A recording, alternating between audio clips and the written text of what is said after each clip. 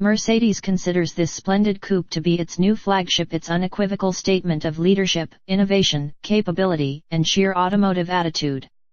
Yes, it's slightly smaller than the S-Class sedan on which it's loosely based, and at $89,650, including luxury tax, the Cl500 is less expensive than the only V12 offering for $2,000, the SL600 Roadster.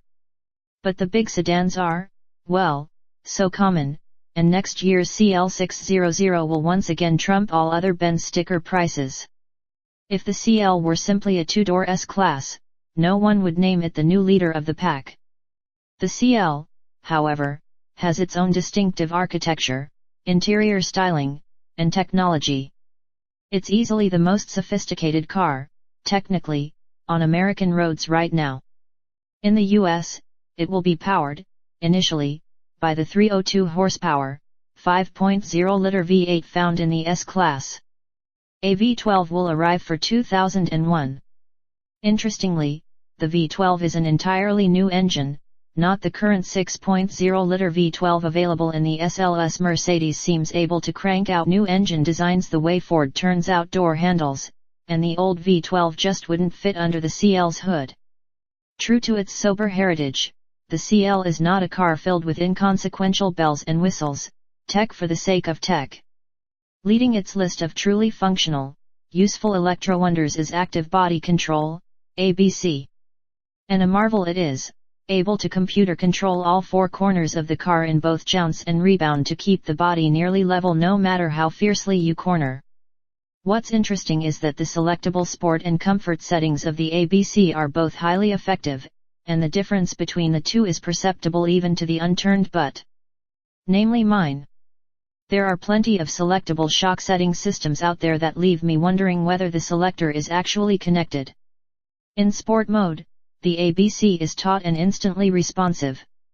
Select comfort, and the body stays just as flat under cornering or hard braking but with a softer, more compliant feel. CL buyers may not typically be crazed road burners, but at least a few of them are going to suddenly realize they're doing a Schumacher only when the tires begin to sing, since the normal kinesthetic cues of roll, dive, and sway are virtually cancelled by the system. This is a car that can be driven at 8/10 ths by anyone with a pulse. Sometime during the second quarter of 2000, Mercedes will add a truly precedential and slightly scary option to the list. Called Distronic, it's a radar-monitored cruise control, with the antenna behind the star in the grille, that will allow the driver to set a speed and then depend on the car to slow and even brake to maintain a preset distance behind slower cars up ahead. It's uncanny in operation, on a French autoroute near Nice, driving a Eurospec CL600 with Distronic that I'd programmed to cruise at 90 miles per hour, I came charging up behind Fiats and Renaults doing 70, and while my foot hovered nervously near the brake, Distronic took care of the disparity.